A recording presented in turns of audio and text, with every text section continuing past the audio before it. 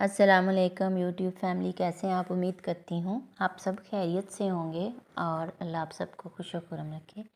آج میں آپ کے لیے بہت اچھی کہانی لے کر آئی ہوں اور آپ کو پسند آئے گی، اور اگر آپ کو کہانی پسند آئے تو چینل کو لائک اور سبسکرائب ضرور کیجئے گا تاکہ میری حوصلہ افزائی ہو سکے، اور اسے شیئر بھی کیجئے گا۔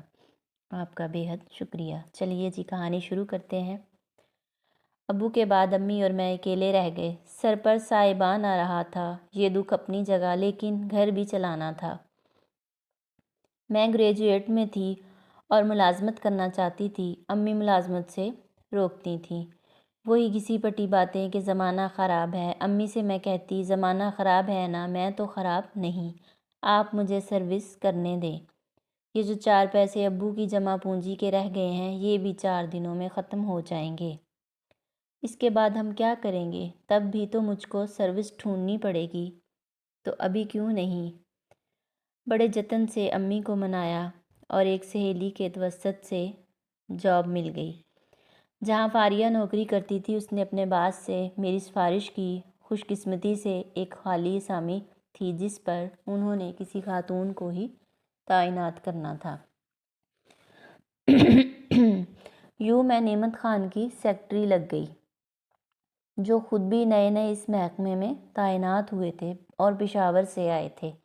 نعمت بہت سنجیدہ اور کم گو تھے، ہر ایک سے اخلاق سے ملتے، لیکن اپنے آفس میں کام کرنے والی لڑکیوں سے بہت کم بات کرتے، تاہم ان سے عزت سے پیش آتے تھے۔ ان کی یہی بات مجھے پسند تھی، میں بھی دل ہی دل میں ان کی عزت کرنے لگی۔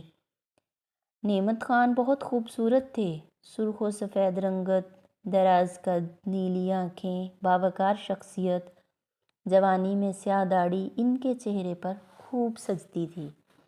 رکھ رکھاؤ سے تو کسی اعلیٰ خاندان کے چشم و چراغ معلوم ہوتے تھے۔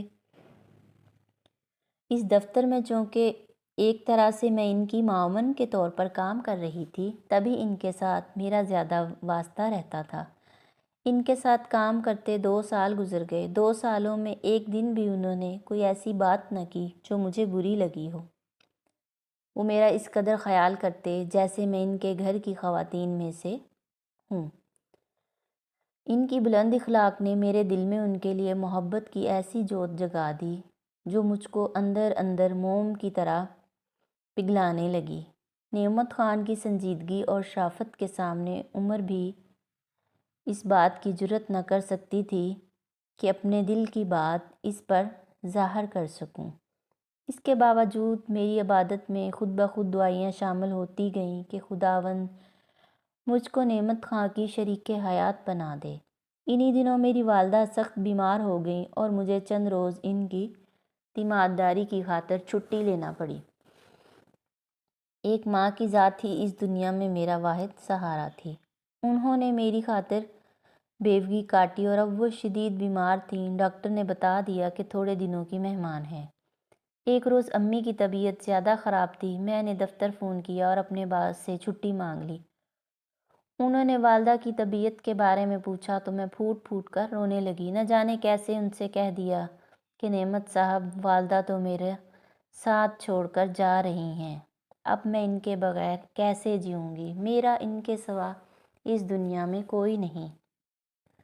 انسانی ہمدردی کا اولین تقاضا تھا کہ ایسے حالات میں جبکہ میری ماں بستر مرگ پر تھیں، افسر میری دلجوئی کرنے کو آتے۔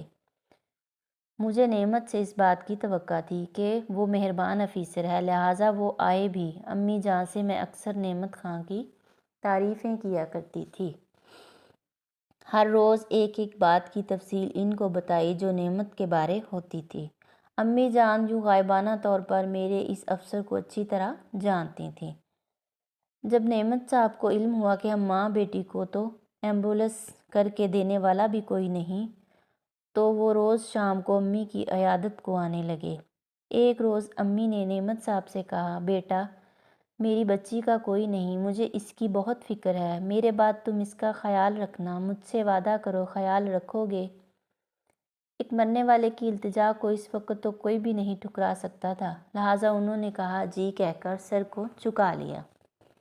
یوں باتیں کرتے کرتے نعمت صاحب کے سامنے ہی میری ماں کی روح قبض کر گئی۔ پرواز کر گئی۔ نعمت خان جس طرح سے میری ماں کی تجہیز و تکفین میں حصہ لیا، کوئی نہیں کہہ سکتا تھا کہ امی جان کا کوئی بیٹا نہیں تھا۔ اگر اپنا بیٹا بھی ہوتا تو اس سے بڑھ کر نہ کرتا۔ اب میرے یہ افسر صاحب اچھی طرح سے میرے مسائل سے واقف ہو چکے تھے۔ میں اب تنہا امی جان کے بغیر اس گھر میں اکیلی نہ رہنا چاہتی تھی۔ وہ میرے اس مسئلے سے بھی واقف تھے، پریشان تھے کیا کریں اور کیسے مجھ کو اس پریشانی سے نکالیں۔ وہ خود اپنے گھر، اپنے شہر سے دور تھے، کرائے پر رہ رہے تھے، وہ بھی اکیلے، غیر شادی شدہ تھے اور مجھ کو اپنے گھر نہیں رکھ سکتے تھے۔ دوسرا حل یہ تھا کہ میں اپنے کسی رشتہ دار کے گھر رہوں یا پھر نعمت خان کے کسی واقف کار کے ہاں جن کی فیملی ساتھ رہتی ہو، اس سے التجا کریں کہ وہ میرے اپنے گھر میں رہنے کا بندوبست کر دیں۔ انہوں نے مجھ سے کہا تم چاہو تو میں اپنے ایک دوست سے بات کروں جس کی فیملی ساتھ ہے، تم ان کے ساتھ رہ لو۔ میں نے کہا نعمت صاحب میں آپ کے سوا کسی پر اعتبار نہیں کر سکتی، صرف آپ ہی کو اس دنیا میں اپنے لیے قابل اعتبار سمجھتی ہوں، کیونکہ امی جان نے کہا تھا کہ ان کے بعد آپ میرا سہارا بنیں گے۔ نعمت صاحب سمجھ گئے کہ میں خود ان سے شادی کی درخواست کر رہی ہوں، کیونکہ میں جانتی تھی کہ وہ شادی شدہ نہیں ہیں۔ تم اچھی لڑکی ہو، تم جیسی لڑکی کو سہارا دینا نیکی کا کام ہے، لیکن میں مجبور ہوں۔ میری منگنی عرصہ قبل چچا زاد سے ہو چکی ہے، جو عمر میں مجھ سے 15 برس بڑی ہے۔ وہ گاؤں میں بیٹھی میرا انتظار کر رہی ہے۔ اپنی خاندانی روایات کی وجہ سے میں اس کے ساتھ شادی کرنے پر مجبور ہوں۔ میں بغیر ٹھوس وجہ کے اس سے شادی سے انکار نہیں کر سکتا۔ مثلاً یہ کہ اس کے کردار میں کمی ہو، لیکن یہ بھی نہیں ہے، وہ بد چلن بھی نہیں ہے، وہ با کردار اور نیک چلن ہے۔ میں بچپن کے اس بندھن کا پالن کرنے پر مجبور ہوں۔ یہ ہماری خاندانی روایات ہیں۔ ہمارے ہاں منگنی بھی نکاح کے بندھن جیسی ہوتی ہیں۔ آپ کی منگیتر آپ سے 15 برس بڑی ہیں، پھر بھی آپ اس سے شادی کرنے پر راضی ہیں۔ کیا یہ شادی بے جوڑ نہیں؟ وہ دیہاتی عورت ہے، پڑھی لکھی بھی نہیں ہے۔ خدارا کچھ تو سوچو، آپ کہیں مجھ سے انکار کرنے کو ایسی کہانی تو نہیں بنا رہے کہ جس پر یقین کرنا محال لگ رہا ہے۔ ہرگز نہیں، میں حرف بحرف سچ کہہ رہا ہوں، میں واقعی تم سے شادی نہیں کر سکتا۔ اس طرح صاف انکار سن کر مجھ کو صدمہ ہوا اور میں بیمار پڑ گئی، دفتر بھی نہ جا سکی۔ اس پر ستم یہ کہ محلے کا ایک گنڈا مجھ کو اکیلے رہتے پا کر میرے پیچھے لگ گیا۔ پڑوسی اچھے تھے، میرا ساتھ دے رہے تھے، لیکن کب تک؟ ایک دن پڑوسی کے ہاتھ میں نے دفتر میں چھٹی کی درخواست بھجوائی۔ نعمت خان نے اس سے میرا حال احوال دریافت کیا۔ اس نے تمام احوال بتایا کہ کس طرح میں اکیلی رہ رہی ہوں، بیمار ہوں، اوپر سے محلے کا ایک بدمعاش مجھے ہراساں کرتا ہے۔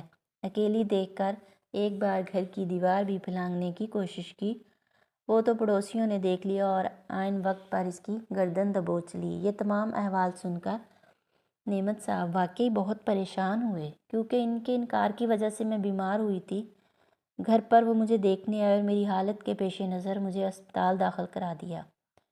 میری حالت دیکھ کر ان کے ضمیر نے انہیں مجبور کر دیا کہ وہ مجھ کو حقیقی معنوں میں سہارا دیں۔ انہوں نے ڈھارس دی کہ تم اچھی ہو جاؤ تو میں تمہیں حقیقی سہارا دوں گا، اس کے بعد جو بھی ہوگا ہم بھگت لیں گے۔ ان کے دلاسے نے دوا سے زیادہ کام کیا۔ میں جلد صحت یاب ہو گئی۔ تب انہوں نے اپنا وعدہ پورا کیا اور مجھ سے نکاح کر کے اپنے مکان میں لے آئے۔ انہوں نے واقعی صحیح کہا تھا، کیونکہ مجھ سے شادی کے بعد اب وہ گاؤں نہیں جا رہے تھے۔ گھر سے کئی خط آئے، انہوں نے بہانہ کر دیا۔ 2 سال گھر نہ گئے۔ ہم خوشگوار ازدواجی زندگی گزار رہے تھے، لیکن ایک فکر تھی جو مسلسل ان کو لاحق تھی۔ وہ ایک سرحدی گاؤں سے تعلق رکھتے تھے۔ اپنے گاؤں یوں نہ جاتے تھے کہ وہاں ان کی منگیتر شیزہ ان کے انتظار میں تھی، ان کی برادری ان کی منتظر تھی، یہ آئیں تو ان کی شادی شیزہ سے کر دی جائے۔ اس ڈر سے یہ والدین سے ملنے بھی گاؤں نہیں جا رہے تھے۔ ان کی والدہ کے خط آتے تو لکھ بھیجتے کہ چھٹی نہیں ملتی، جو ہی چھٹی ملے گی آ جاؤں گا۔ ایسے بہانے اور کب تک چلتے؟ وہ یہ بھی نہ چاہتے تھے کہ ان کے گھر پر میرے اور ان کے نکاح کا راز کھل جائے۔ کہتے تھے کہ راز کھل گیا تو ان کے رشتہ دار ہی ان کی جان کے دشمن بن جائیں گے۔ کیونکہ ہم قبائلی جو قول دیتے ہیں اس کو پورا کرتے ہیں، اس سے پھر نہیں ہٹتے۔ نعمت نے بتایا کہ میرے والد نے میرے چچا کو قول دیا تھا کہ وہ شیزہ کو اپنی بہو بنائیں گے تو وہ مجھ سے اپنی منگیتر سے شادی کرنا پڑے گی، چاہے وہ بوڑھی ہو چکی ہو یا کسی اور کی بیوی نہیں بن سکتی، یہ ہمارا رواج ہے۔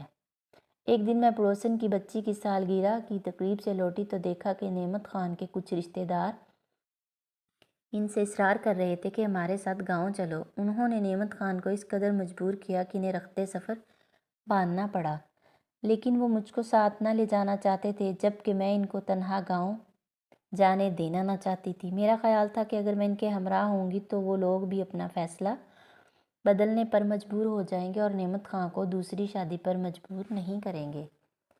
میں نے منت سماجت کر کے ان کو روک لوں گی، وہ میرے شوہر کی دوسری شادی کر کے ہماری پرمسرت زندگی کو برباد نہ کریں، جبکہ نعمت خان آخری وقت تک منع کرتے رہے کہ تم مت چلو ورنہ وہاں حالات اور زیادہ خراب ہو جائیں گے۔ مجھ کو وہاں لے جا کر گاؤں میں پابند کرنے کی یہ ایک چال نہ بن جائے۔ جو لوگ ان کو لے جا رہے تھے ان میں دو نعمت خان کے اپنے سگے بھائی اور تیسرا شخص اس کی منگیتر کا بھائی تھا۔ جبکہ میں کسی طور پر نہ مانی تو نعمت نے کہا اچھا جیسے تمہاری مرضی، مگر سمجھ لو کہ ہمارے رواج بہت سخت ہیں، یہ لوگ میری شادی میری منگیتر سے ضرور کریں گے، خواہ تم وہاں موجود ہو یا نہ۔ یہ لوگ اس بات کی پرواہ نہیں کریں گے۔ واقعی ایسا ہوا۔ گاؤں پہنچتے ہی میرے سرتاج کے رشتہ داروں نے اعلان کر دیا کہ فلاں دن نعمت خان کی شادی ہے، اور انہوں نے میری پرواہ کیے بغیر شادیانہ بجانے شروع کر دیے۔ میں حیران تھی، یہ کیسے لوگ ہیں؟ میں نعمت خان کی منکوحہ زندہ سلامت ان کے گھر بیٹھی تھی اور یہ مجھ پر سوکن ڈالنے سے نہیں ہچکچا رہے تھے۔ یہ عورت بیٹھی ہے تو بیٹھی رہے، یہ اپنی مرضی سے آئی ہے۔ وہ جو نعمت خان کی منگیتر بچپن سے بیٹھی اس کے انتظار میں بوڑھی ہو رہی ہے، حق تو اس کا ہے، یہ نکاح تو ضرور ہوگا۔ پھر نعمت خان کی مرضی کہ وہ اپنی منکوحہ کو ساتھ لے جائے یا یہیں چھوڑ جائے، اس پر کسی کو اعتراض نہ ہوگا۔ میں نے مارے تجسس کے نعمت خان کی منگیتر کو دیکھا، جس کا نام وہ شیزہ لے رہے تھے۔ وہ 45 سے اوپر کی ایک سن رسیدہ، موٹی لیکن گوری چٹی نیلی آنکھوں والی عورت تھی۔ وہ کسی صورت نعمت خان کے جوڑ کی نہ تھی۔ نعمت کا کوئی قصور نہ تھا، وہ تو اس لڑکی سے بالکل بھی شادی نہیں کرنا چاہتا تھا، مگر مارے باندھے سے نہ جانے کیوں یہ سب کچھ کر رہا تھا، اور وہ بھی اس ترقی یافتہ صدی میں۔ اب تک تو میں یہی سمجھ رہی تھی کہ نعمت عین وقت پر کوئی ٹھوس قدم اٹھائیں گے اور یہ شادی نہیں ہوگی، مگر یہ میری خام خیالی تھی۔ کچھ معجزہ نہ ہوا اور معمول سے انداز میں شادی ہو رہی تھی۔ مجھے موقع ملا تو میں نے نعمت سے رو کر شکوہ کیا، یہ کیا کرنے چاہ رہے ہو؟ تم تو عورتوں سے زیادہ بزدل اور بے بس نکلے، چپ چاپ تماشا بن رہے ہو اور تماشا دیکھ رہے ہو۔ تمہارے پڑھے لکھے ہونے یا افسر ہونے کا کیا فائدہ؟ میں جان دے دوں گی مگر یہ نہ ہونے دوں گی، یہ بھی کر کے دیکھ لو۔ اس نے کہا ان پر کسی بات کا اثر نہ ہوگا، یہ لوگ اٹل فیصلے کے ہیں اور جو وہ کہتے ہیں وہ کرتے ہیں، جو صحیح سمجھتے ہیں کر گزرتے ہیں، چاہے کسی کی جان جائے یا وہ پاگل ہو جائے، ان کو پرواہ نہیں۔ شکر کرو انہوں نے تم کو اپنے گھر میں عزت سے بٹھایا ہوا ہے، نکال باہر نہیں کیا، اور نہ ہی مجھ کو تم سے طلاق دینے کا کہا ہے۔ تو کیا یہ بڑی عافیت کی بات نہیں ہے تمہارے لیے؟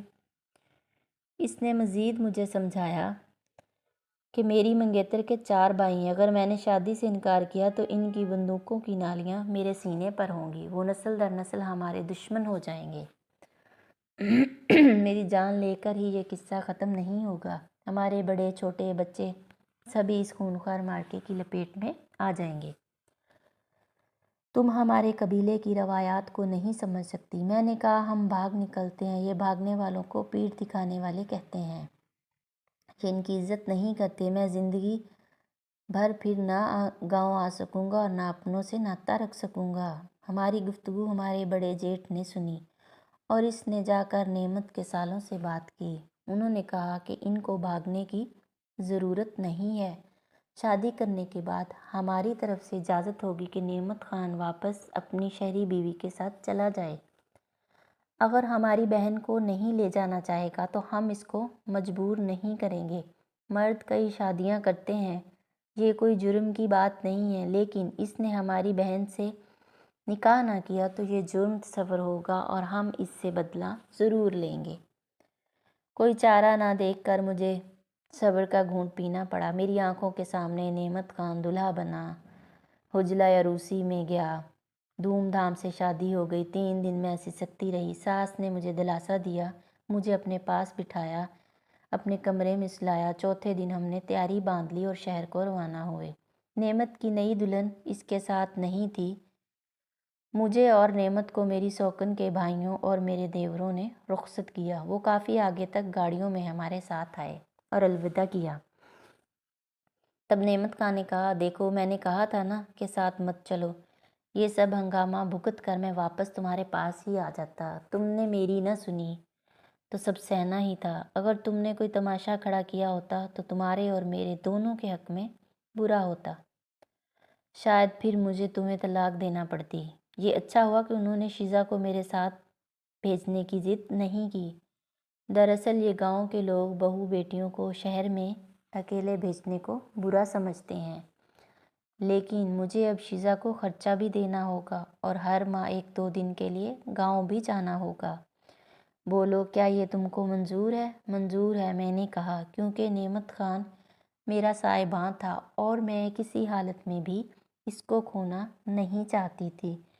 شیزا کو اولاد نہ ہوئی، اللہ نے مجھے اولاد سے نواز دیا تو میرے سسرال والوں نے بھی مجھے قبول کر لیا۔